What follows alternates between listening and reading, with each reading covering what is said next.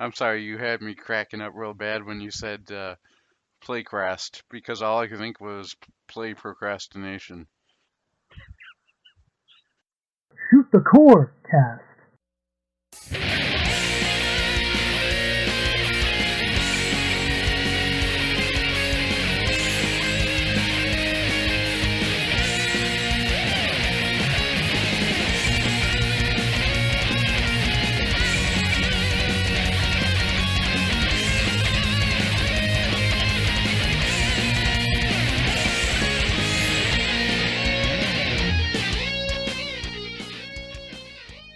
Welcome to Shoot the Corecast, the official companion podcast to the RF Generation Shmup Club.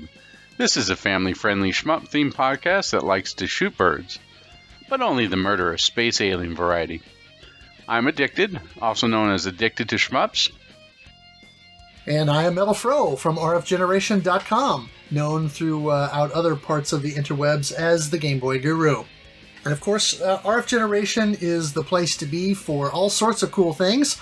We have a great forum where you can come and sign up for the Shmup Club and participate in that, and also our regular playthrough that Single Banana and Grey Ghost 81 host, and other discussions as well. Plus, we have the huge database where you can track your game collection and find all sorts of awesome information about different games and variants and different region releases and all sorts of cool stuff. Plus, make a wish list and sale and a trade list. And we also have articles on the front page. Both Addicted and I contribute articles every month for your reading pleasure. One thing that we should quickly mention here is that the playthrough for January for the community playthrough, not the non-shmup playthrough, is Lunar Nights, which is one of my favorite DS games. Really, I wouldn't go as far as to call it a Middle Jesus hidden gem, but definitely one of the better games on the DS, in my opinion. Nice. All right, this month we played two Atari 2600 games, Demon Attack by Imagic and Spider Fighter by Activision. Yes, indeed. I'd like to give a nice shout out to all those who played with us this month. We have Metal Fro, myself, Addicted, Lord Borb 4, the always ever-present Dougley 007, and Lewis G. Indeed. We'd like to start us off with a quick introduction to the games and a look at the developers. Sure. So the first game is Demon Attack, and again, as you said, that was developed by Imagic for the Atari 2600 initially, and then was released in 1982 and programmed by Rob Fulop. Imagic was formed from some former Atari and Mattel employees, and they were the second third-party publisher for the 2600, the first being Activision. They also released games on the ColecoVision, the Intellivision, the Odyssey 2, and multiple home computers that were out at the time, such as the TI-99, the TRS-80, and so forth. And actually, Demon Attack did receive versions on a lot of those other computers, although they made significant changes to those versions that play differently from the 2600 original, and so we're not covering those within the scope of Shmup Club or the podcast. Yeah, that's more like a Demon Attack 1.5 or Super Demon Attack. A good way to think of it as Ms. Pac-Man as opposed to the original Pac-Man, and in this version we'll be covering the original Pac-Man. Yeah, that's a good way to put it. So Imagic, unfortunately, was not able to weather the U.S. game market downturn that happened in 1983, 84, and so the company closed down in the mid-'80s. And also, one interesting thing about Demon Attack specifically is that Atari actually sued Imagic over the game. Which is funny considering that Demon Attack happens to be one of Imagic's most successful titles. But the reason they sued them over that was because apparently they felt it was too similar to the arcade game Phoenix, which Atari didn't develop, but they owned the home console rights to that game And so they must have felt like Imagic was blatantly ripping off Phoenix in making Demon Attack. And I would say that there are similarities, but I think it's different enough that it stands on its own. That's, my opinion. So you wouldn't call this sort of like a Donkey Kong / Crazy Kong type situation?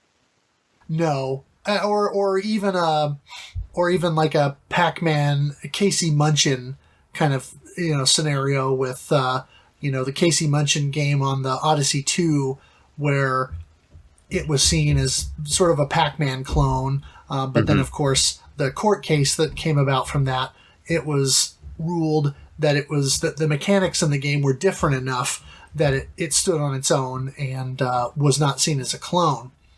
And I think Demon Attack is probably the same kind of thing. It's different enough from Phoenix that it's its own thing. I agree. And one of the things that sort of surprised me is, and we'll get to in just a second here, as we start reading about the story behind it, it seemed to strike a very much more Star Wars The Empire Strikes Back vibe from the story than anything else. Yeah. Speaking of which, in the manual for Demon Attack, the story is thus. Marooned on the ice planet Krybor, you watch legions of eerie creatures scream overhead. They hover ominously. Attack and destroy them, or be destroyed. Armed with your laser cannon, you confront the ultimate challenge. Survive! So all very dramatic for Demon Attack in the setup. But if you look at the cover of the game, and I have the box right here, it's very, very cheap looking. It literally looks like the main alien creature that's on this the box here looks like someone spray painted a toy dinosaur silver and shoved a toy airplane up its butt, and then has wings and missiles sticking out the sides. Yeah, Imagic games were notorious for having interesting cover art, and I believe that those were models that they had used in that case. Went to a model store, put them together, and then just, as you said, shoved one up the other one's keister, and then spray painted everything silver. Yeah, and then of course you've got the Starfield in the back with the 70s disco star kind of flare effect, and it's all very low budget, but that has a certain charm to it. The interesting thing is my copy of the game here, it says Demon Attack on the side and the top of the box, and but then on the title on the front of the box and then across the back, it says New Demon Attack. It still has Demon Attack in large letters, and then written just in small letters next to that, it says New. So I wonder what the impetus for New Demon Attack was, or why it's labeled as such. So I don't know if my copy of the game came about after the lawsuit or whatever. Maybe that, or like a reprint or something like that on there, where they could put on there. Yeah, the infamous Dreamcast Hot New type situation. Yeah, but if I look at the cartridge, it actually says the part number on it is 720101-1 Revision B. So it's very possible that this is, in fact, a reprint based on, that may have come about because of that lawsuit. And I don't know if that means there were changes between the original release and Revision B.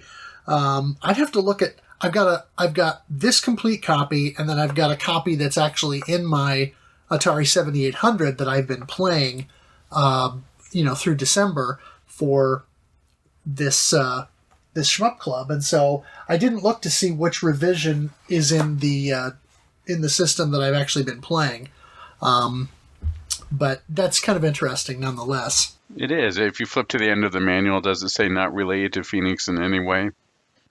Let me look, because I actually have the manual here. Imagic wants you to be as pleased in playing our games as we are in providing them. Let's see here. No, I imagine it's probably a reprint or something that's done after the court order in order to Maybe like that's their way of doing the greatest hits copy or something like that. Well, I'll have to do some more research on it. That could very well be, yeah. But there is something in the manual that I'll want to note as we get into the gameplay and so forth. But yeah, Demon Attack. The reason that we did these two games together, I'll just set this up real quick, is because number one, December's a busy month. Everybody's got holiday stuff going on, so I thought the thing that would be fun to do would be to take two super simple, easy games, throw them together, do a side-by-side, and see which one everybody likes more than the other, and do a comparison, and just have a little fun with that. But make them really quick pick-up-and-play games that aren't going to take up a lot of people's time, and hopefully be still fun games that we can all get some enjoyment out of. And so both of these games are what are called fixed shooters. And so Demon Attack it's a single screen fixed shoot 'em up. So unlike a game such as Gradius, or even on the Atari 2600 something like River Raid or Vanguard, for example, this game does not scroll. You can move your craft left and right, and in this game it's called a bunker, and you can move that left and right, and you can fire lasers from that to attack the demons, or the flying creatures that show up on the screen. Yeah, just to do a quick analogy here, if you're thinking of a fixed shooter, the quickest analogy or the quickest way to think of it that anyone's come across is Space Invaders. These are similar to Space Invaders, or a Space Invader clone. Not quite, but similar enough that you could call them that. Exactly. Space Invaders, Galaxian, Galaga, Gorf, Phoenix, etc. Did you have any problems thinking that there was actually a bunker you're moving around? Like, bunker to me is sort of a fixed object. I don't ever expect everyone to just say, move the bunker. I would expect, hey, you're fine. It would have been easier just to say you're piloting a spaceship and you're moving around, but I guess it's too much of a Star Wars vibe here, or with the early 80s, you're on the planet Krybor, and you've got to fight against these evil aliens to survive. I mean, it's just that opening scene of Empire where you're in a bunker fighting against the Empire, who's coming with those AT-ATs and AT. No, I believe it's just AT-ATs on that one, and they could just call it a snow speeder or snow bike, and you would have had a Star Wars ripoff. Almost, yeah. Yeah, it definitely has a little bit of that. It seems like it's channeling that somewhat, yes. But yeah, the whole bunker concept is weird because, like you said, a bunker you would think of as more of a fixed object rather than something that moves. So that is a little bit of a weird choice that they made. But essentially, each round or each wave has 8 enemies, and you can have 3 on screen at any time. I'll say 3 large enemies. That's a distinction that we'll get to in a moment. And when you take out one of those enemies, then another enemy will come on screen. And one of the cool things about this game that I always enjoyed when I played it as a kid was when enemies come on screen, they sort of warp in. So there's this cool effect where there's this sound effect when an enemy warps in, and then the pixels that make up the enemy sort of zoom in from the left and right sides of the screen and all sort of zoop into place to create this enemy sprite. Very impressive for its time, and whoever it was that Rob Fulop, I don't know if he defected from Atari or from Mattel, but hats off to him for this cool warp effect and coming up with that, because that is definitely one of the hooks in the game, is that awesome effect that happens. You have 3 large enemies on screen at a time, and your bunker that you move left and right can shoot 1 laser blast at a time. So you're targeting these enemies, and they will be at 3 relative heights above your position, but only the lowest enemy will actually fire at you. And there are a couple of different things. You've got enemies that'll shoot down a sort of a sprinkle of bullets at you, and then some of the later enemies will actually fire large streams of laser at you. And so that's kind of the idea. Now, starting at round 5 in the game, those large enemies will split off into 2 smaller enemies. They'll move independently of one another, but then when that happens, only one of those will attack you. So the other interesting thing with that is when you split an enemy off and shoot down one of the smaller enemies, which always sort of look like little birds, then the partner bird that split off from that larger enemy will start to kind of dive bomb you and come down to your position. And so you can either try to get underneath of it and shoot it, or if you've got room, maneuver away so that you can avoid getting kamikazed, essentially, from that smaller alien bird or whatever it is. Each round you complete successfully without losing a bunker will earn you an extra bunker up to a maximum of 6. So you can have 5 bunkers in reserve, essentially. And then the game is made up of 12 different waves of enemies. And there are 6 different enemy types. And so waves 1 and 2 will be the first enemy type, and then waves 3 and 4 will be the next enemy type, and so on and so forth. So waves 1 and 2 are kind of a simple, weird-looking, almost like a space manta ray or something like that. And then waves 3 and 4 are more of a bird-type creature. Waves 5 and 6 are this sort of weird, I don't even know what you call it, kind of this weird circular shape with arms coming out of it. Hey, it's Atari, use your imagination.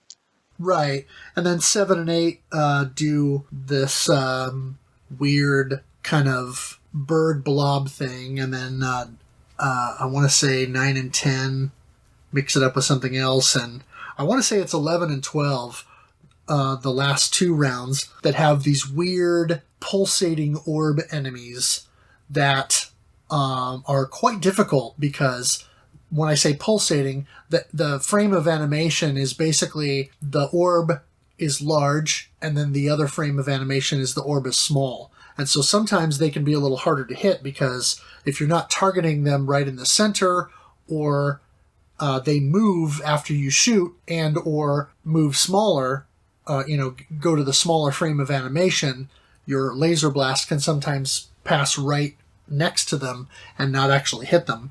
So that makes them more difficult to target. Oh, and in each of those pairings, 1 and 2, 3 and 4, 5 and 6, etc., that have the same enemy type on 2 waves, the second wave of that same enemy type, those enemies will be faster and more aggressive. And so that's how the challenge kind of ramps up throughout the game, in addition to the differences in the attack patterns between the different stages. After wave 12, the game repeats, and you keep fighting the same enemy types over and over again, but starting again with round 13, aka round 1, Mark 2, the enemies split off again, and so then that gives you the opportunity to earn more points, and we'll get into that here in a little bit when I talk about scoring. Curiously, though, I didn't know this, but I was just looking at the manual while we were talking earlier, and apparently the games have, or this game has 84 waves. That sounds, yeah, I can't get that far. I think that equates to looping the game 6 times, if my math is right. Is that right? Let me do the math real quick. By 12 waves. 7 times. So that's 7 loops of the game in order to beat the game. And it says, survive 84 waves and the demons will surrender. Your screen will go black. To launch a new assault, turn power switch off, then on, and etc., etc. And at the end there it says, congratulations, you've joined a select few. Now, I don't know how many waves I got through, but I do think I got a decent amount through the game. I probably looped it a couple of times, if not 3 times, but Yeah, it's difficult to get that far, and I would say hats off to anyone who was able to reach that point. It's interesting that it has a little bit of a kill screen in there at the end of it. Yeah, and it's actually, there are a lot of Atari 2600 games that, like a lot of early arcade games, just sort of loop forever. And so it is interesting that this is one that is designed to end at some point. There are 2 difficulty levels in the game.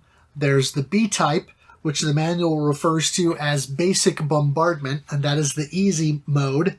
And then there is the A-type, which is the hard mode, and the manual labels that as aggressive action. So I kind of like the alliteration that they use there in the manual to kind of describe the 2 difficulty levels.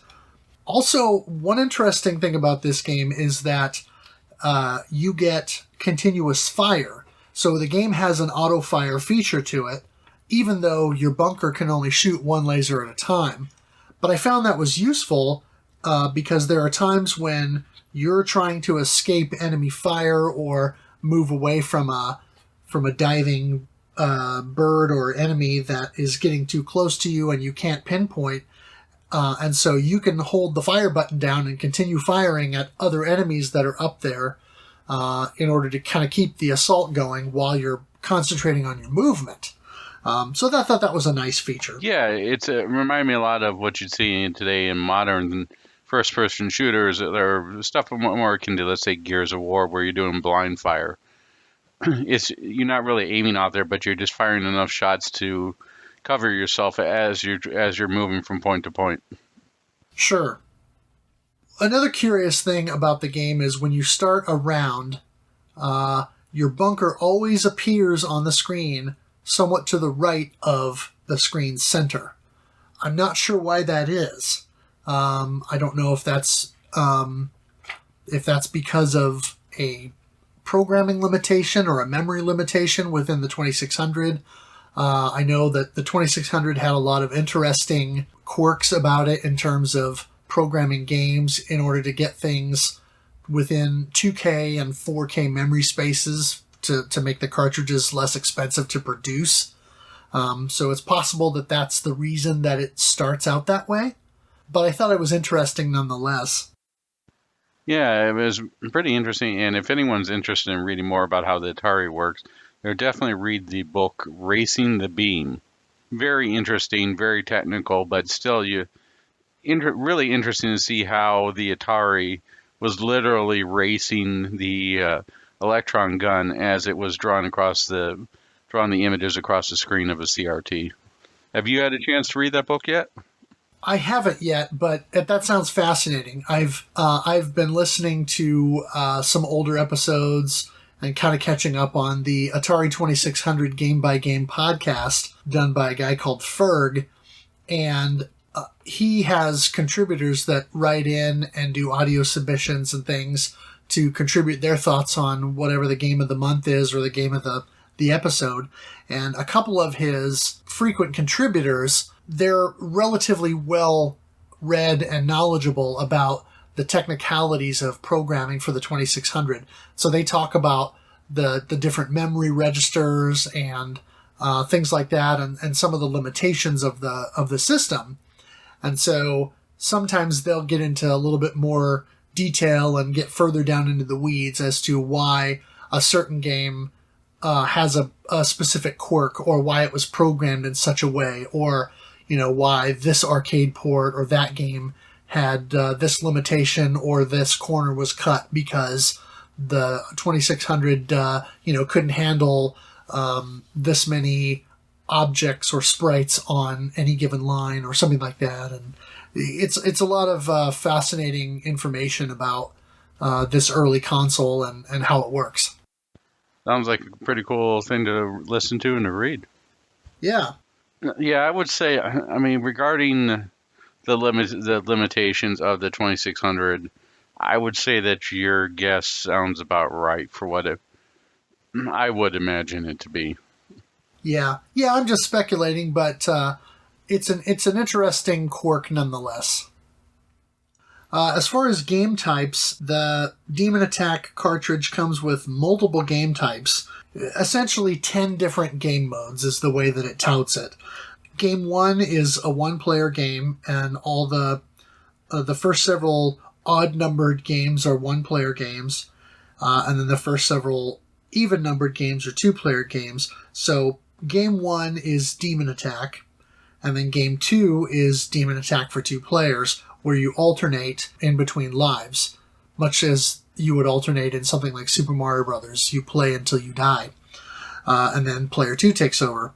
Game 3 is called Tracer Shot Demon Attack, and according to the manual, the Tracer Shot is essentially where the laser cannon will control the shot trajectory after it's been fired. So a lot of Atari 2600 games, when you shoot and then you move your ship, the shot stays vertically positioned with wherever your craft or sprite is. Again, likely a limitation of the platform, but that's a common occurrence in a lot of early Atari 2600 games. So the primary game of Demon Attack is you shoot your shot and then it goes up no matter where you move your ship, whereas the Tracer Shot does that where it follows.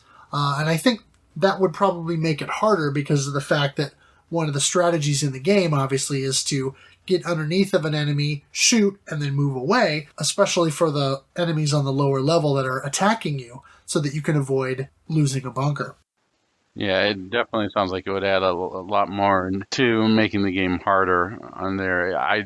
When playing the game on there, or the way that the enemies come in, it sounds like pro mode.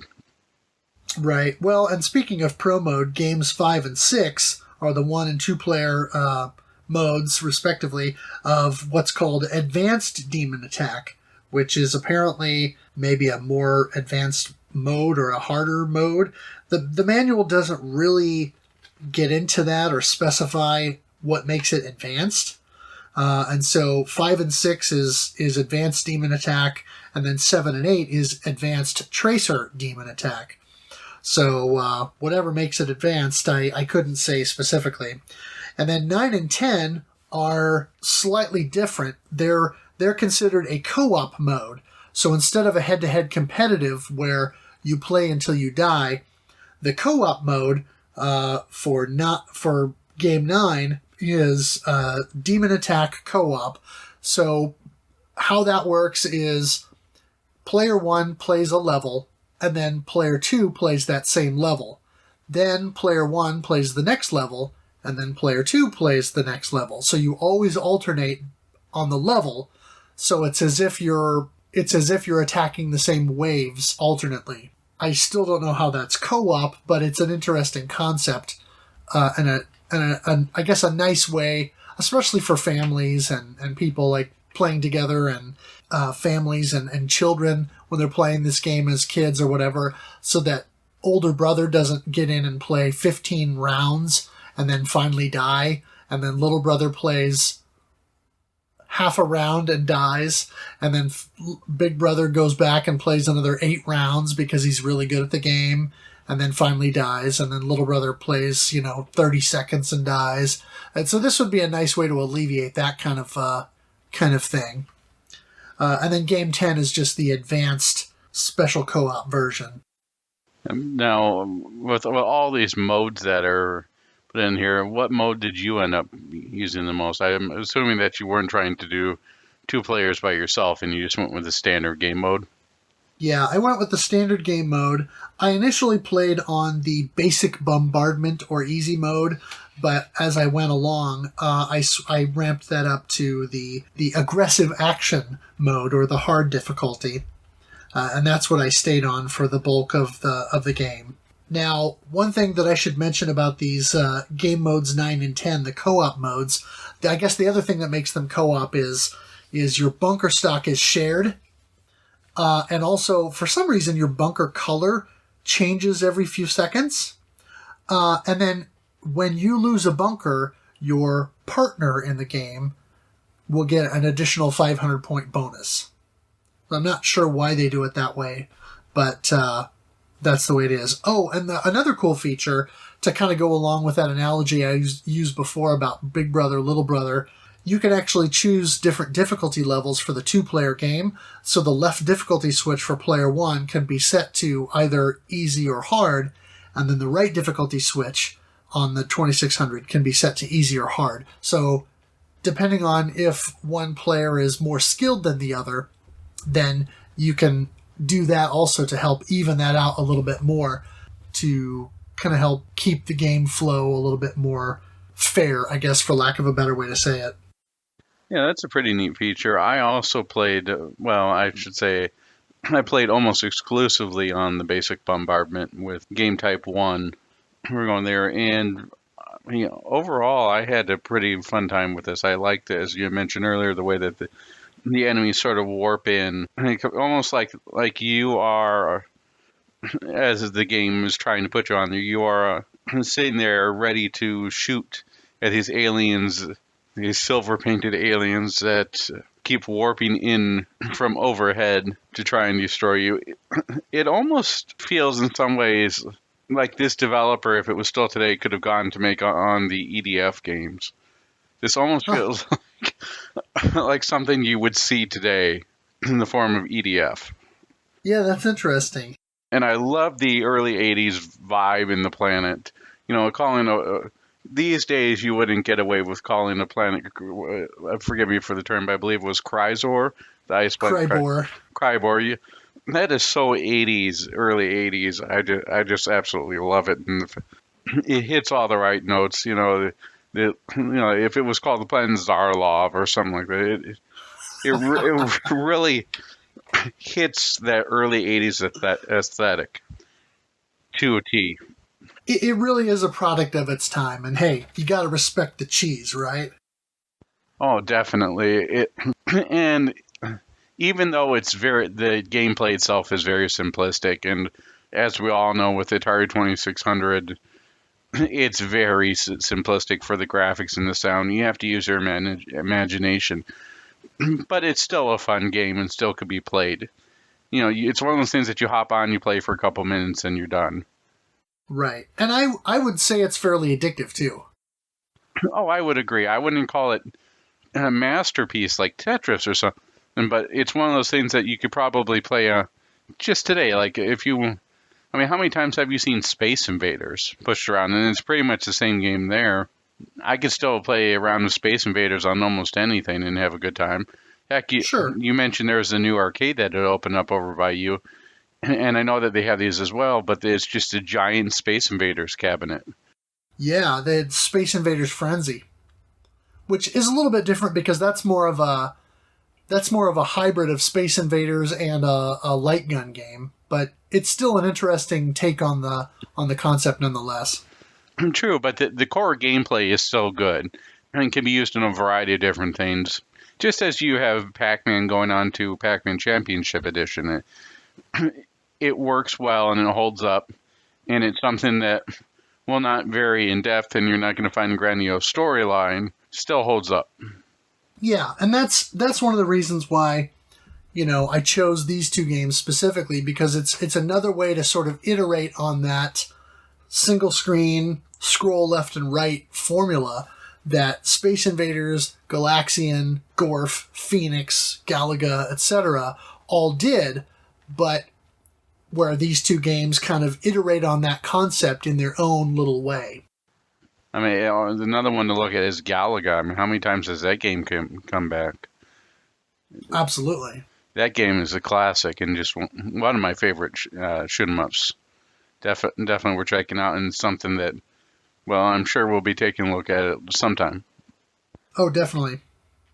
The other game that we played this month was Spider Fighter. Do you want to say a few words and illuminate us on this game? Sure.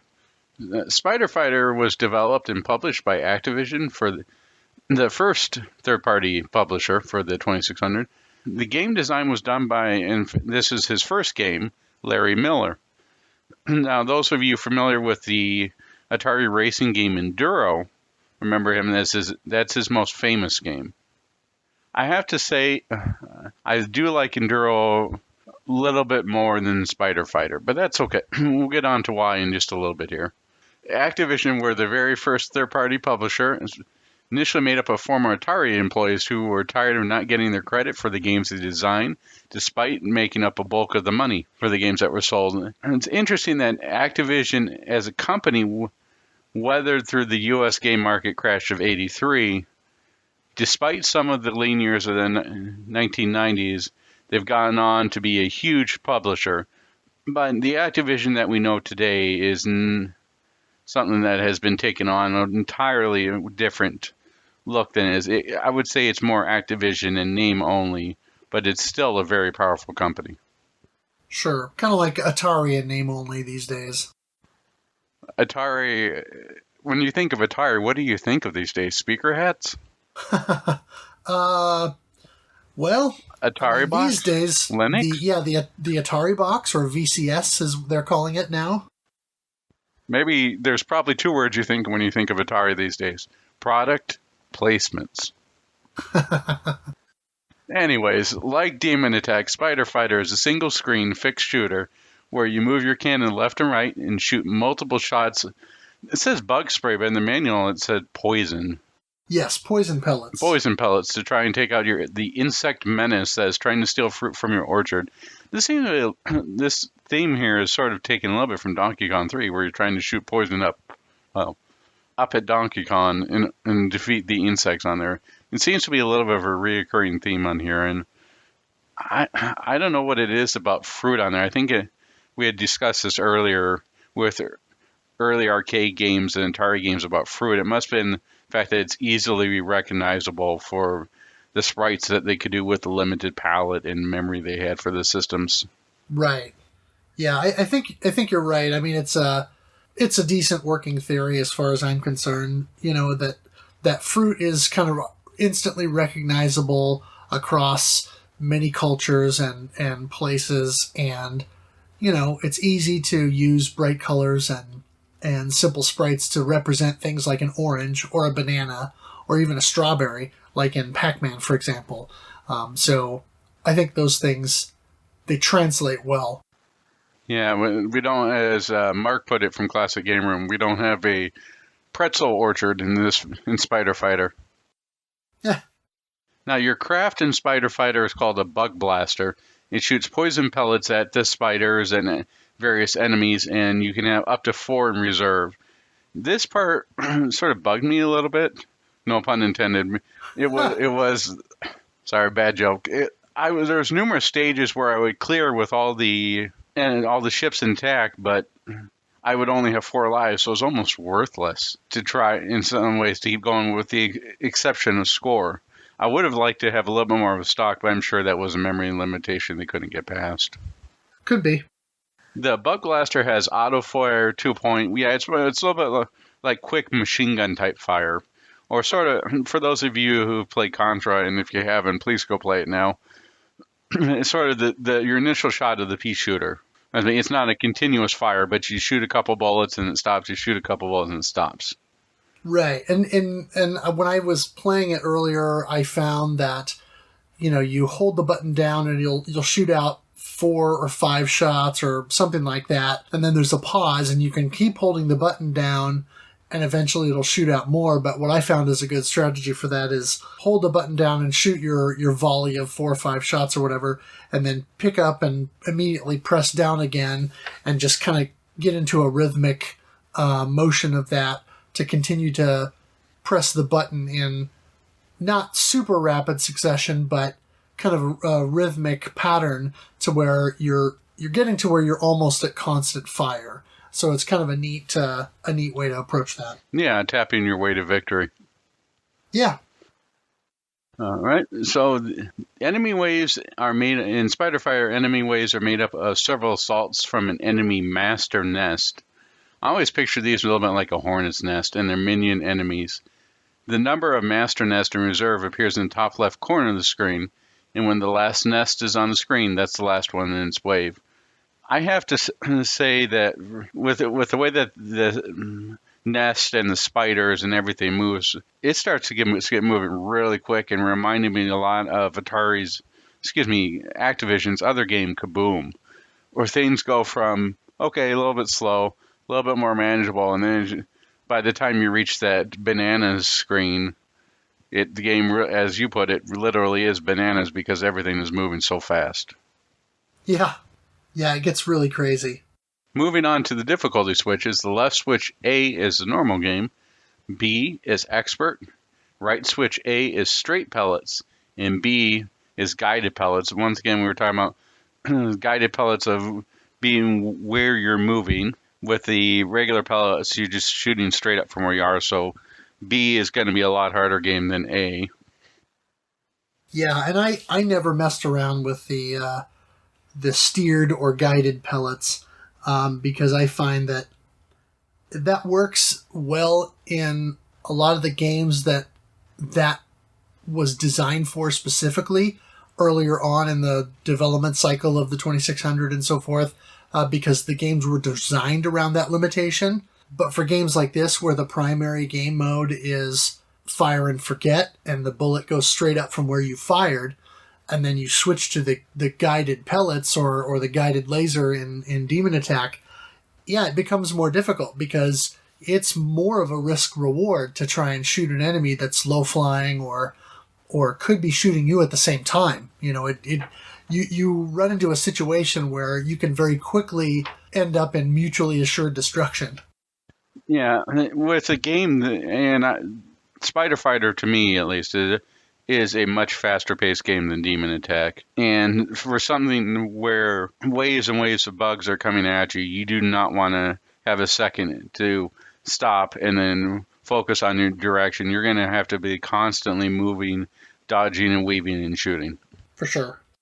Now, like most Activision Atari 2600 games, you could send in photographic proof, which was harder than you might think at the time to try and take a picture of the screen and make sure it came out looking good, of a high score of 40,000 points on normal difficulty to earn a Spider Fighter badge. Now, interestingly enough, the spider on the patch only has 6 legs.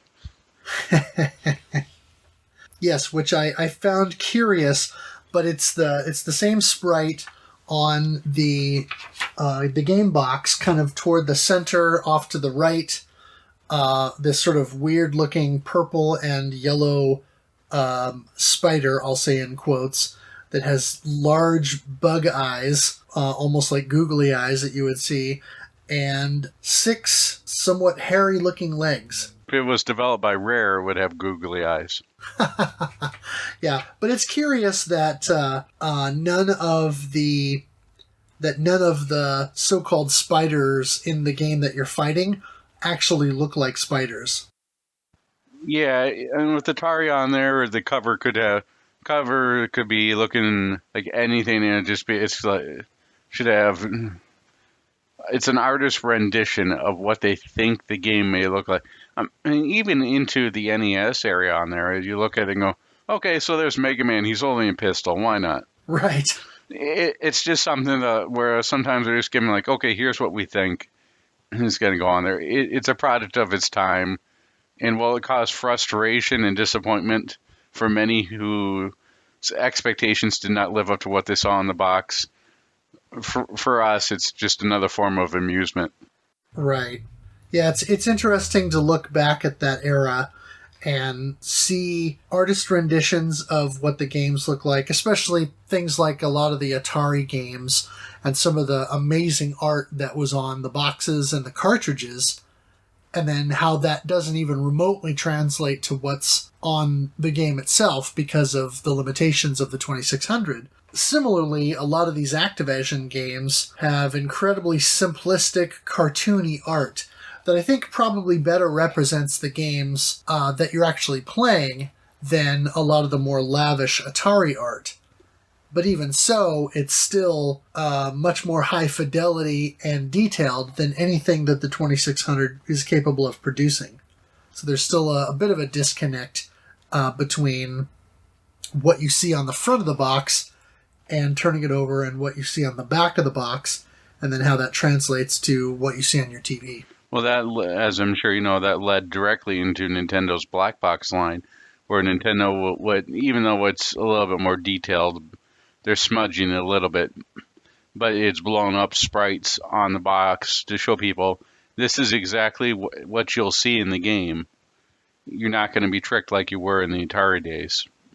Yeah, and that's an interesting point because it really does give you an indication of the direction the industry went, and eventually it came back around to more lavish art and things like that. Like you said, the depiction of Mega Man with the pistol in his hand or things like that, and somewhat more fanciful art on the cover, but that became more of a selling point because you could pick up the box and turn it over and see actual screenshots, not just representations like you would see on these Atari games. And so for NES games, Master System games, and beyond, you would actually be able to see what it will look like when you play it on your TV, so that you're under no illusions that you're getting some sort of product that is much more detailed or much more robust, I should say, than what it really is. When you said Master System, all I could think of is the magnifying glass, the clip art, the magnifying glass for Action Fighter. Oh. So like, where's the action? Oh, there it is. Or the wrestling game where the guy is headlocking his own head. Those are so great. Oh man, I don't know who at Tonka approved that, but God bless them. Those are some great box arts.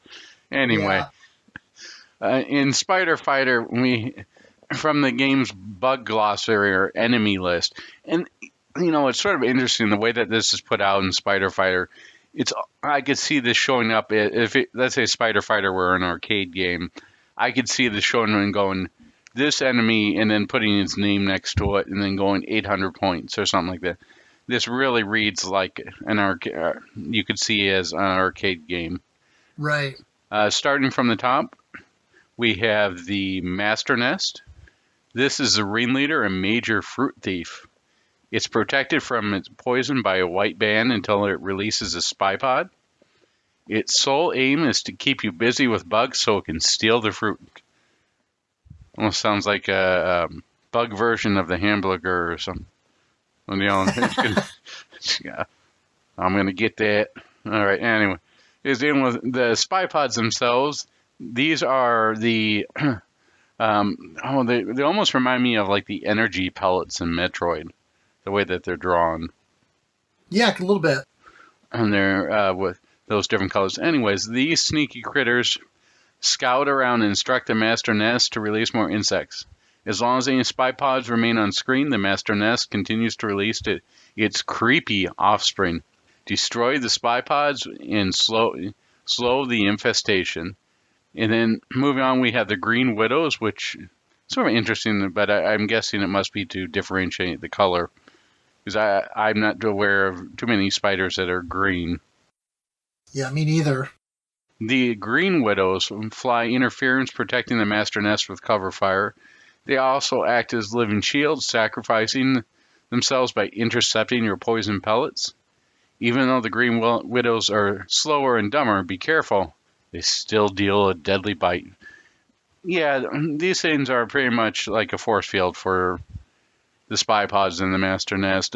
They're meant to get in your way and deal with your shots 1 or 2 fields above. Yeah, they definitely kind of serve as the foot soldiers of the game in a way. Yeah, I would, in modern shooter terms, I refer to them as popcorn enemies. For sure. And last but not least, we have the Stingers, the most dangerous and aggressive of the pack. Stingers track your blaster with a single-minded goal of destroying you. When you kill the Master Nest, pods and widows instantly transform into stingers. Then, the mortality rate is very high, so watch out. Yeah, the stingers were pretty hard to deal with there, but honestly, at the rate this game starts going, everything just moves really fast, and you have to constantly be on the move for anything. Oh, definitely. Yeah, it starts to get pretty nuts once you are up a few levels, and especially if you destroy a Master Nest and there are still enemies on screen, they all turn into stingers. So if you have any low-flying Green Widows that turn into stingers, then there's almost no space between them and the bottom of the screen where the Bug Blaster is. So you really are in pretty serious danger of losing a life just because it's almost impossible to get underneath of them and shoot them and get away unscathed. Yeah, almost. In this game, I had almost everything was treated with equal threat, or even the green widows, something that could kill me pretty quickly if I was just not constantly dodging and weaving. Yep. All right. Would you start with the scoring? Sure. So going back to Demon Attack, in waves 1 and 2, demons are worth 10 points each. And so, as I mentioned, since there are 8 total large enemies in a wave, that means you can score a maximum of, or you will score 80 points in the first round and 80 points in the second wave. Then, starting in waves 3 and 4, those demons are worth 15 each. In wave 5, that's when they start to split off. So a large demon is worth 20 points to split. Then the smaller demons are worth 40 points. And then if you have a demon that dives down at you, so as I mentioned, if you split a demon off and then you shoot one of the two that splits off, the second one or the partner smaller demon will start dive bombing you. Those are worth 80 points. So obviously the strategy is to make sure that you're taking advantage of that at every turn. In waves 7 and 8, the large enemies are worth 25 to split, the small enemies are worth 50, and the diving enemies 100. In waves 9 and 10, it goes 30 for large, 60 for small, and 120 for diving. And then on waves 11 and 12, it's 35 for large enemies, or for splitting them. Small enemies are 70 points, and then the diving enemies are 140 points. And as far as the actual high scores that we got, I don't have a record here of all the scores, but I had the highest score on Demon Attack with 35,790 points on the regular difficulty and 29,670 on the expert difficulty. Congratulations, that's nothing to sneeze at. No, I felt pretty good about that by the time I got done. Looking at Spider Fighter, the scoring is slightly more simplistic. Master Nests are worth 100 points. The Stingers are worth 50 points. The Spy Pods are also worth 50 points. And then the Green Widows are worth 30. So realistically, your strategy could be, if you wanted to try and maximize score, to allow the Master Nest to put out more than one Spy Pod and kind of pick those off, and then eventually destroy the Master Nest when the last Spy Pod and a Green Widow or two are on screen, so that then the rest of the enemies all convert to Stingers, so that you ensure that they'll all be worth maximum points. Now, one thing that the manual says is in the expert game, the point values for insects are multiplied when you're protecting certain fruit. So the insects are worth twice as much when you're protecting grapes, 4 times as much when you're protecting the strawberries, and then 8 times as much as the regular point values when bananas are present. So then the order goes oranges, grapes, strawberries, and bananas. And so the expert game, you can rack up some pretty high point values once you start to get to the point where you're protecting strawberries or bananas, because the point values go way up. Also, if you manage to save all 3 fruit in a wave, and you also have all 4 Bug Blasters in reserve, you get an additional 500 point bonus. And then, in addition to that, if you save all 3 fruit in a wave, but you don't have all 4 Bug Blasters, then that gives you the ability to earn another Bug Blaster to keep in reserve. And once again, I had the high score on expert difficulty, well, I'll just say what I consider to be a staggering 141,980 points. You certainly would have earned that badge.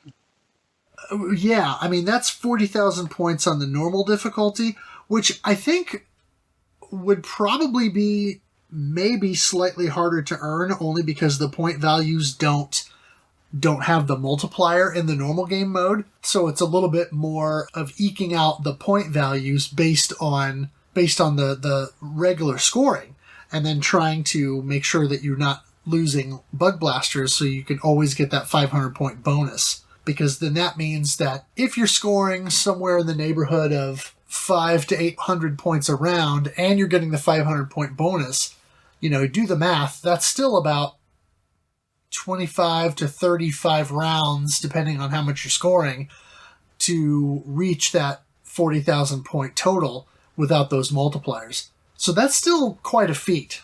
And actually, it's funny, since I reached that score on Expert, I considered maybe ordering one of those badges for myself just for the fun of it.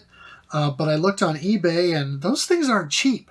The one that I looked at, I think, was $15 or something like that for one of these patches. So I thought that was not terrible, but certainly more money than I thought something like that might be worth. You know what we could probably do for you on this case? Probably find you a 2600 card of Demon Attack. We'll paint it silver. We'll use that as a trophy. And then we'll take the Spider Fighter. We'll paint that one gold, and we'll give that to you as a trophy. There you go. Well, I don't need a trophy. I'm just happy to not have been blown out of the water this month by Gollum or someone else who would have had a much bigger score. It still did very well. Taking a look at Spider Fighter and Demon Attack in the 2600, they were released under a couple different compilations. We have the PS1 Activision Classics,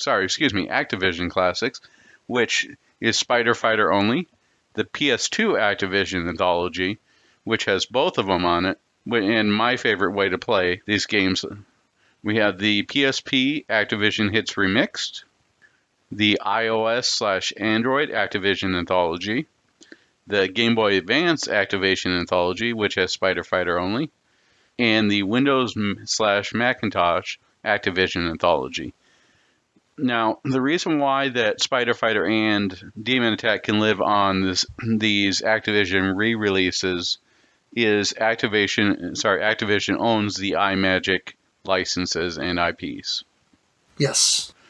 Did you play on your original 2600 for all of this, or /7800? Yeah, I actually I don't own those other compilations. I thought I had the Activision Anthology on PS2, and I was planning on getting the PSP Activision Hits Remix, but that's gone up in price, so I didn't end up acquiring that during the month. So yeah, I actually played both of these games on original cartridges via my Atari 7800. Now, I will say that I did not use the terrible 7800 joysticks, however. I actually just plugged in a 3-button Sega Genesis controller, which is a much more comfortable way to play, and probably one of the reasons why I was able to pull off the scores that I did, because it's a more comfortable and easier way to control those games for me. Yeah, I ended up preferring the PS2 version. I like the PS2 controller for this and using the analog to move the ships around, or the bunker and the Spider Fighter ship around.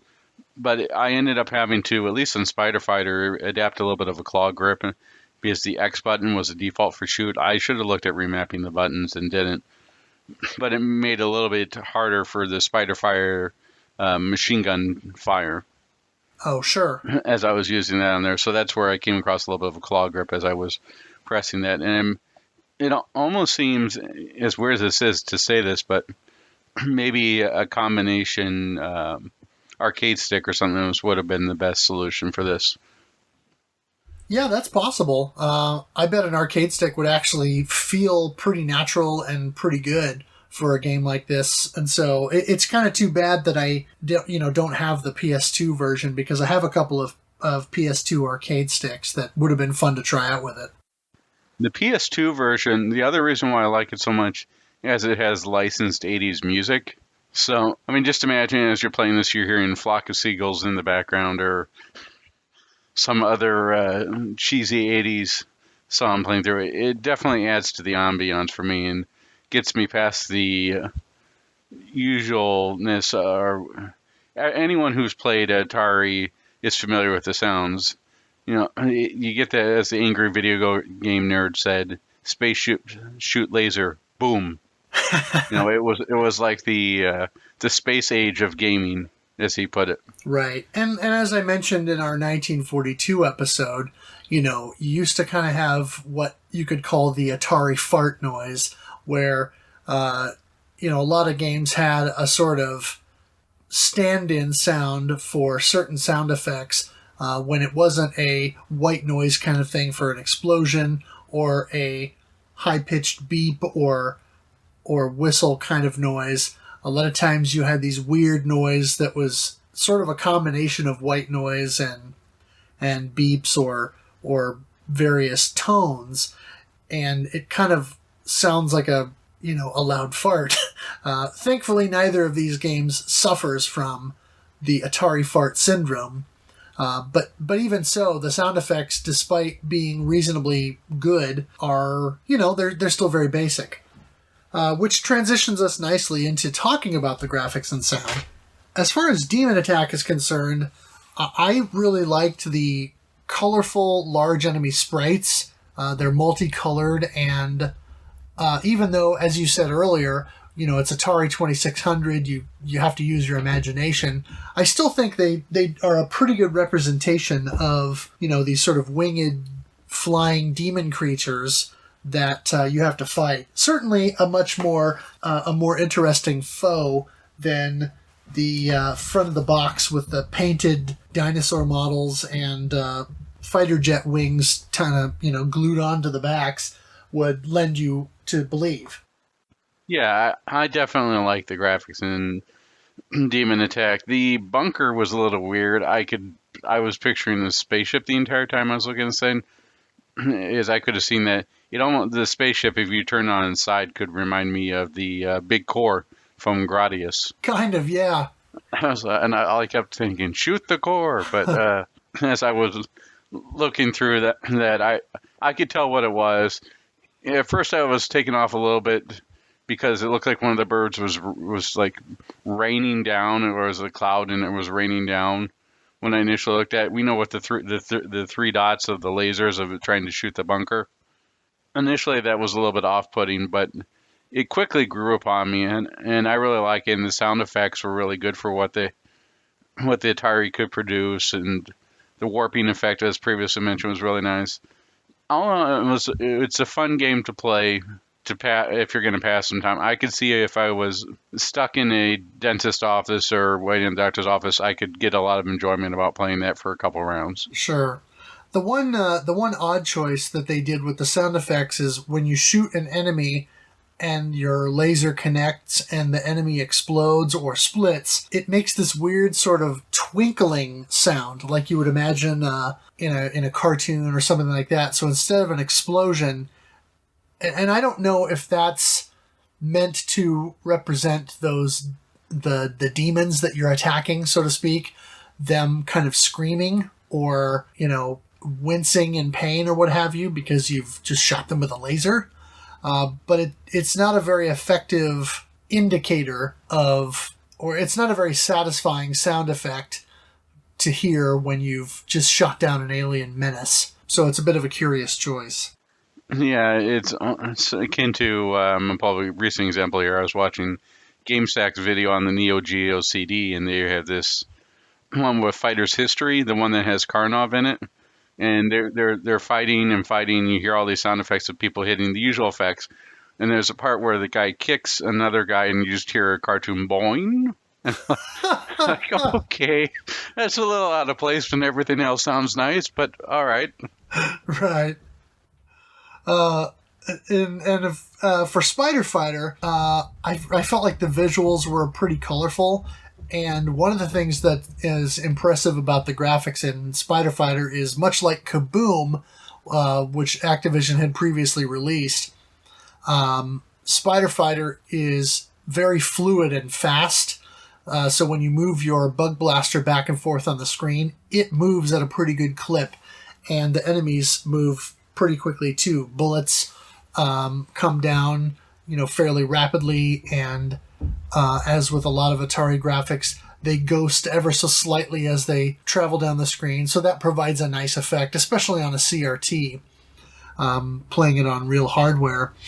The game starts to get really fast as you go up in levels, and so that smooth movement is quite impressive, and I don't recall seeing any sprite flicker. So that was a nice, I guess, technical achievement from Activision there. As far as the sounds, they're pretty basic.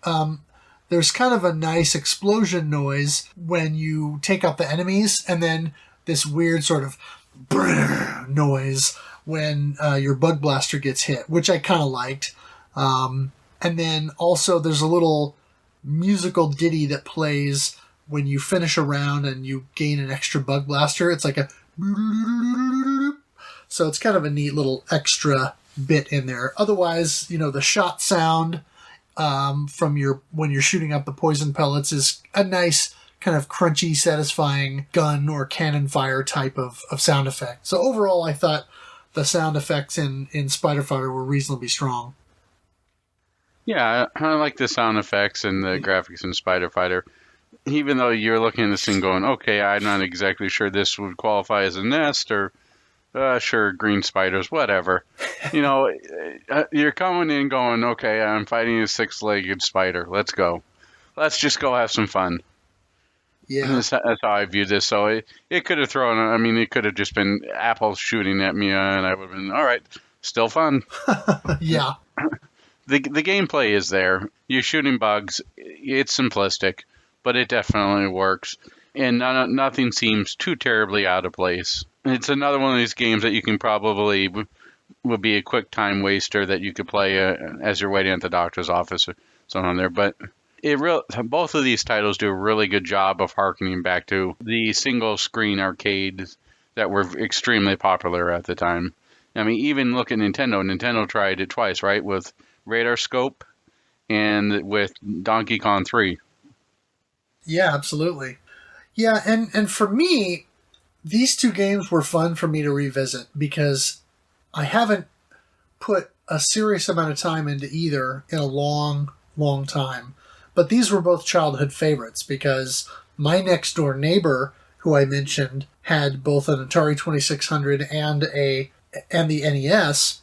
He had a reasonably large library of Atari games.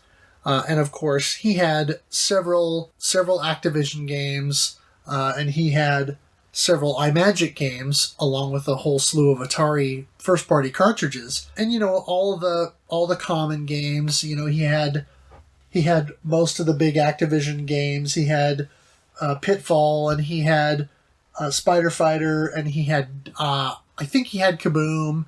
And he had Chopper Command, which we played all the time. And then, for Atari games, he had Berserk and Dig Dug, and he had the Atari conversion of Donkey Kong.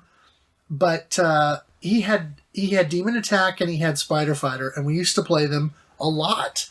And they were games that we loved to just pull out and kind of play. And we never really messed with the two-player modes because I don't think at that time any of us understood how to use the switches because all we had were the cartridges. No manuals, no boxes, any of that. So we always just played whatever the default game mode was. And then when one of us would die, we would either hand the controller over and take turns, or one person would just play through until they lost their lives, and then the next player would get a turn, and we'd kind of do it that way. But these childhood favorites were fun for me to revisit. Yeah, thanks for picking them. I definitely had... These weren't childhood favorites of mine, but I still had fun with them. There's something about this that you can just pick up and play. You can just get right into it. There's not a lot of explanation. We're not trying for scoring mechanics in DOJ or Destiny or anything like that. It's just simple, pure fun. Yeah. Speaking of thoughts on here, let's take a quick look at what the RF Gen community thought as they played through. Lord Borb 4 said, I'm in as well, and I must say I've never played an Atari game. This will be a first. Almost forgot, my vote goes down to Demon Attack, and it's quite unique setting. Wow, I'm genuinely blown away. As I said, Demon Attack is my first game ever that I've seen in person and played. Is this supposed to be as smooth, or is the emulator doing God's work? Just wow. I've downloaded the manual and cover art for a more authentic experience, and I love the overall feeling. It's gaming at its purest form, and I'm so glad I took time to enjoy an Atari game. I completely agree with this. It's definitely just fun to still down. I really wonder what he thought of the models, the spray painted models on that. Maybe we should ask. It's definitely a lot of fun. One of the things I didn't have a chance to bring up just yet is I ended up getting a D10 Nano, which we'll get into a little bit later, and some stuff. But it's basically an FPGA machine. So basically, it's a machine that can emulate other machines' hardware without having to use a regular computer. It's like hardware simulation is the closest you can get for it. And to see both of these games on there, they look incredible. Atari on HDMI, because the graphics are so simple, it scales and looks really nice in 1080 on the HD display. Oh, that's cool. It's definitely something I'd see. The only problem I had with it was that for some reason the games look like they played the games played too fast for me. And with Spider Fighter being fast enough already, I had to switch over to the PS2 version. Okay. That makes sense. Yeah.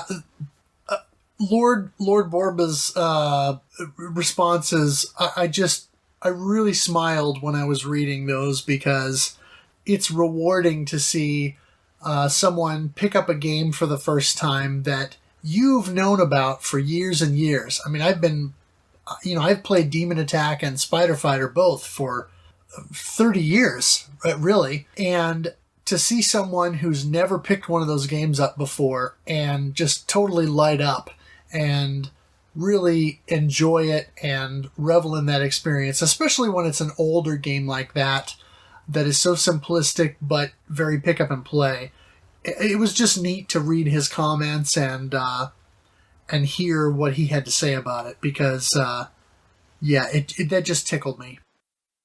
I mean, that's the whole point of the Shmup Club, right? Oh, absolutely. For us all to play together and have new experiences. Yeah, so I mean, it was very rewarding to see his enthusiasm for it.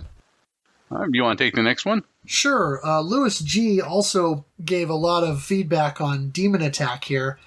He says, Demon Attack! Are we playing regular mode with difficulty set to A? There's also Tracer and Advanced. Advanced is really fun, in my opinion. Come to think of it, I don't think I've ever tried Tracer mode. And then in a later post he says, okay, Tracer just follows your ship like in almost every other 2600 shooter. And holy crap, Advanced mode is hard. It's really good, but I must have been playing a ton of Demon Attack because I remember thinking it was easy. Oh, are we voting on these too? And that's, of course, referring to Lord Borba's posts about his vote was for Demon Attack. He says, I'm new, sorry. I'm leaning towards Demon Attack, but I'm looking forward to spending more time with Spider Fighter as I chase other people's scores. Maybe I'll find some depth I missed back when I first played it. So then later in the thread, he says, here's my latest on Demon Attack. And he posted a score with that. It says, we also need to decide if we're playing on difficulty A, harder, or B, normal. And I replied to him later to just say, play whichever one you want. Just let us know when you post a pick which mode you're playing on so that the scoring can be accounted for accordingly. He says, I realized my Stella score was B, I think, and my physical Atari score was on A. The manual lists A as aggressive action and B as basic bombardment. Cheesy. He says, once you get through the orbs, the game loops more or less. And that's what I was mentioning earlier, is the wave 11 and 12 are those pulsating orbs that get smaller and bigger. He says, the enemy speed seems faster, but because the enemy type goes back to a simpler one, the game backs off a little in difficulty for several rounds. I wish past that stage they'd start mixing it up more. It would have been neat to see levels with multiple enemy types, but I think this game rocks pretty hard for a 1982 home console Space Invaders clone. And then further in the thread, he says, I haven't topped my last score yet, but with the orbs, I've found a better strategy. Get into a position where it's firing at you and you're fleeing it. As soon as the beam passes, immediately reverse direction underneath it. Before, I would wait to try to get a sense of the timing between shots. But I think there's always time to do this if you're close to its beam when it ends. And there's some truth to that, but that's very risk-reward, especially because the enemies' shots, especially for the enemies that shoot the lasers like the orbs, they're always tracer shots. So when the enemy moves, the lasers will move with them, which means that if you're trying to stay close to the laser beam and the enemy is moving in your general direction, you're going to have to keep pace with them in order to not get shot down. We have a post from Douglee007. Do I post my crappy scores, or do I have to be better than the top scores? I'm giving it all she's got. I just suck at shmups. If anything, I'll post a crappy score next time I play. You know what? We're going to hold them to this. On Lightning Force, or Lightning Force, let's post a crappy score section. I'll join in. Absolutely. And the way that I mentioned to Dougley is, it doesn't matter how good you are at the game. The whole idea is to post your scores no matter what they are, and, you know, for a way to, A, track your own progress, but then B, so that we can all kind of cheer each other on. You know, this is not a serious competition where you're playing for any kind of real bragging rights or anything like that. It's more of just a way to chart your progress and you know, for us to, at RF Generation, to try and encourage one another in this adventure that we're on here. You know, we're exploring these different games every month, and you know, we're not trying for world record score efforts or anything like that. We're just trying to get better in general, or just have fun with these games. The scores are just a way for you to kind of see where you're at, and, you know, really just show that you're participating. And so I would encourage anyone who's joining into the Shmup Club with us every month, even if you don't consider yourself to be good at the genre, I would still encourage you to post your scores so that, you know, we can encourage you and cheer you on, and, you know, go one more round, and you know, that kind of a thing to just help motivate one another as we play. Yeah, the scoring, I would say, is a means to an end. Yeah. And the final comment here from Lewis G is we had much less feedback on Spider Fighter, and I don't know if that's because toward the end of the month, when people were starting to play that more, there was less participation just because everybody got busy with the holiday. But it was the last week of the month, and Lewis G posts and says, "Last week, I'm going to do some Atari tonight. Spider Fighter is also growing on me." So I was glad to see that at least, you know, the impression of the game was improving somewhat. I've always been partial to Spider Fighter and always thought it was a great game, but I think maybe it's one of Activision's lesser known titles, and doesn't get as much love, I think, as a lot of their other more well-known games. Yeah, I would echo that sentiment. There, according to Wikipedia, Spider Fighter, when it came out, made it one of Activision's lowest selling titles, and was outdone by, I forget the name, but there was another shoot 'em up that was more popular that was released a couple months later that pretty much blew it out of the water. I mean, it was definitely a good freshman effort by Larry, but and stands out pretty well. But compared to its contemporaries, is just not as good as the rest of them. And I think that's the reason why you don't see it much heralded in there. And there's also not a lot of people talking about the Atari and Atari games these days. Yeah. It is a little bit more slim. Although with things like the Atari Game by Game podcast and that, at least there's some community that's still celebrating it outside of Atari age. Yeah, and a lot of it has to do with demographics too. I mean, a lot of you'd look at maybe 5 to 7 years ago, the Nintendo was the hot system, and it's just going to happen the same way to every other system, but that system's being phased out, and the Nintendo games more and more people are starting to let go of that. And people, even the Super Nintendo people, within a couple of years, people are going to start going with that. You see the N60. I mean, it's been at least for a couple of years now. N64, PlayStation 1. It hasn't quite hit the PS2, in my opinion, but sure, those are the systems that are popular right now. If you go back to probably 98, 99, 2000, maybe like 2001, 2002 or so, that's when you have the huge Atari boom. Of course, because that's when the people who grew up with it had the disposable income, right? Right. Yeah, and then, guys like us who were old enough to remember and appreciate the Atari and the ColecoVision and television and all of that began to, reach adulthood and, like you say, start to have disposable income and start to see the stuff dirt cheap at swap meets, pawn shops, Goodwills, game stores, etc. And suddenly an Atari console at a garage sale for 10, 15, 20 bucks and a dozen games, or, half a dozen games at the pawn shop or the swap meet at 50 cents a piece, and suddenly you've got a small little library of fun games that you remember from your childhood, and maybe a couple that you never played, and you can kind of recreate that experience a little bit, or at least rekindle that flame. So it's an interesting phenomenon how that works. And I've been hearing that a lot of the younger generation is picking up, because the Atari games are so cheap again, that they're picking up and trying out different titles, which is exciting to hear.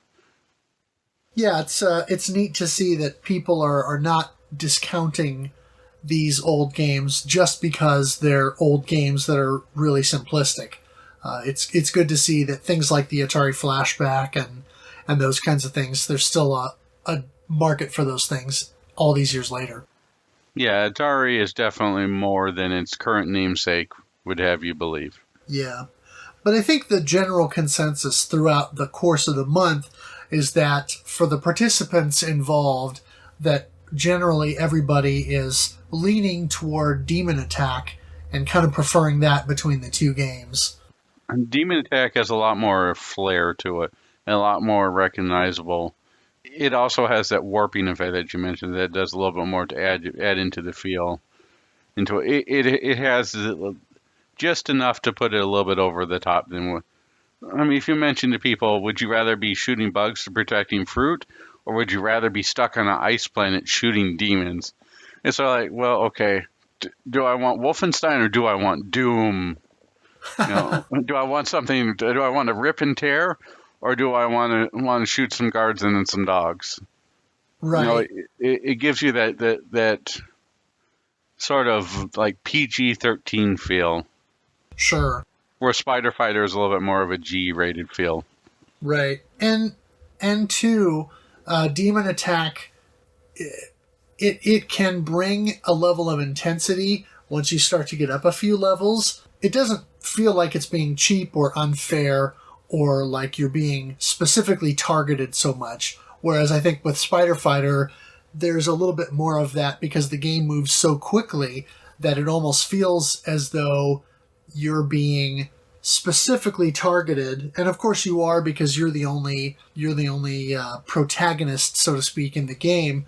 But Spider Fighter can make you feel a little bit more like they're pinpointing you, whereas in Demon Attack, a lot of the attacks are just coming down, and they're not always firing bullets or lasers specifically at you. They're just firing in a pattern, and your job is to kind of maneuver around those and avoid those attacks, and then kind of sneak in and get a laser in place to try and attack the enemy when you can. With Spider Fighter, it's a lot more just lay down a whole bunch of fire and maneuver left and right and dodge as best you can, but once the game starts to ramp up in the speed, then it becomes a lot more difficult to actually plan what you're doing or react in a logical way. It becomes more of a just go crazy and move around as much as you can and hope that you're dodging bullets along the way. Yeah, and I mean, another way of putting it is you don't feel like in some ways with Spider Fighter you're at the mercy of a random number generator where not everything is up to your skill, just about how lucky you are. And you feel a lot more in control of the situation with Demon Attack. Yeah. Playing Spider Fighter now, I still enjoy it, I think, as much as I did when I was a kid. And I think the one major advantage that Spider Fighter has over Demon Attack, especially in the expert mode, is the scoring. Because the scoring is, even though it's less nuanced than what's in Demon Attack, because of the multiplier, when you start to get up in levels, your scores can get downright ridiculous. I mean, 141,000 points that I was able to score, I never dreamed that I would score that kind of point total in a game like that. So there's a certain attractiveness to that. But outside of that, I would say Demon Attack is definitely the more well-realized game, I'll say. And I think probably the game that is overall better designed. And so I too will have to lean toward Demon Attack as probably the winner this month in terms of which game I think is the better game. Sounds good. Speaking of games, could you tell us what's coming out for January? Yes. So as we record this, we're still early in the month of January. And this month, we are finally getting to my favorite shoot 'em up of all time, Lightning Force, a.k.a. Thunder Force 4. This is a classic game from Technosoft. Their final shoot 'em up opus from the 16-bit era. And in my personal opinion, the highlight of the entire Thunder Force series. Thunder Force 4 released on the Mega Drive in Japan, and then came to the Western audiences as Lightning Force, and with some changes to the game that we'll get into in more detail during our next podcast recording. And then the Thunder Force 4 was released on the Sega Saturn via what's called the Thunder Force Gold Pack 2, which is a disc that includes both Thunder Force AC, or the Thunder Force 3 arcade release, and then Thunder Force 4. One of the cool features that Technosoft added for Thunder Force 4 on the Saturn release is, A, they made it so that you can take out the slowdown that was present on the Genesis version, which can either be a blessing or a curse, depending on what your opinion is of the slowdown. For me, it would be a bit of a curse because the slowdown actually helps to avoid certain death in many situations. But it also adds a really cool feature where you can play through all of Thunder Force 4 using the Styx ship that was in Thunder Force 3. And so it's a really neat feature that I'm looking forward to exploring throughout the month. And you can do that yourself without having to own a Japanese Sega Saturn or a copy of Thunder Force Gold Pack 2, because the new release of Thunder Force 4 and Lightning Force is available on the Nintendo Switch eShop, courtesy of M2 and the Sega Ages line. And they have given us this package that includes both the Western Lightning Force release and the Japanese Thunder Force 4 release, with online leaderboards and with the inclusion of the Sega Saturn features, such as the reduction in slowdown and the ability to play as the Styx ship from Thunder Force 3. So I'm looking very much forward to that. And then in February, we're going to be playing Zanac, or Zanac, however you pronounce it. Of course, most of us know Zanac from the NES, and that is probably the primary version that most of us will be playing. But there's also the Zanac release that came out for the MSX computer, and there's Zanac Neo, which is part of the Zanac X Zanac release that came out in Japan for the Sony PlayStation, and is available inexpensively these days on the PlayStation Network, that you can buy for, I want to say it's $6 or $7, and that you can play on your PlayStation 3. So that's an inexpensive way to play Zanac Neo, which is essentially a remake of the first Zanac game, but with nicer graphics and sound. Now, isn't this our first Technosoft and our first compile game? Yes, these are, we're starting off the year with new publishers, and so Technosoft, this is our first Technosoft game for the Shmup Club, and Zanac is our first compile game for the Shmup Club. And it's fitting because it was actually Compile's second game, I believe, and their first shoot 'em up. Very cool. Compile is one of my favorite developers, and you can't go wrong with Technosoft. Definitely not. To give everybody a frame of reference real quick, Compile developed the Aleste series, but their most famous one you probably heard of is Musha for the Genesis. Yes, Musha Alesta. We definitely have some good stuff planned for the rest of the year, as well as some collaboration, so stay tuned. Make sure to head over to rfgeneration.com if you can give us a shout out and take a look at the database, and we'd love to have you participate. I'd also like to thank Sir Flash of Studio Muppets and Bullet Heaven for the logo. Yes, and we have t-shirts. If you go to redbubble.com and look up Shoot the Core, or search for the word shmup, you will find the Shoot the Corecast t-shirt, which I'm actually wearing right now.